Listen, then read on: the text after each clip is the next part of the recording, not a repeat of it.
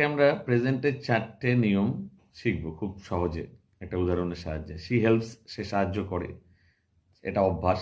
সাবজেক্টের পরে ভার্ব, ভার্বের প্রেজেন্ট ফর্ম, সাবজেক্ট যদি একজন হয় আই বা ইউ বাদে, তাহলে ভার্বের সাথে এস বা ইএস। এখানে শি যেহেতু থার্ড পারসন সিঙ্গুলার নাম্বার, সেই জন্য শি হেল্পস। আই হলে আই হেল্প, আমি সাহায্য করি, তুমি সাহায্য করো, ইউ হেল্প। কোনো কাজ চলছে বোঝাতে শি ইজ হেল্পিং, সে সাহায্য করছে। I am helping, you are helping. আইয়ের সাথে অ্যাম হয়, ইউ এর সাথে আর হয়। বাদ বাকি সব জায়গায় সাবজেক্ট সিঙ্গুলার হলে ইজ, প্লুরাল হলে আর। সাবজেক্ট একজন হলে ইজ, অনেকজন হলে আর। শি হ্যাজ হেল্পড, সে সাহায্য করেছে, কাজটা মাত্র শেষ হয়েছে, যার প্রভাব এখনো আছে। এই ধরনের সেন্টেন্সে সাবজেক্টের পরে হ্যাজ কিংবা হ্যাভ, তারপরে ভার্বের পাস্ট পার্টিসিপল 3 নম্বর রূপ হয়। আমি সাহায্য করেছি, আই হ্যাভ হেল্পড। তুমি সাহায্য করেছো, ইউ হ্যাভ হেল্পড। তারা সাহায্য করেছে, দে হ্যাভ হেল্পড। নিয়মটা হলো আইয়ের সাথে হ্যাভ, ইউ এর সাথে হ্যাভ, বাদ বাকি সব ক্ষেত্রে সাবজেক্ট একজন হলে হ্যাজ, অনেকজন হলে হ্যাভ।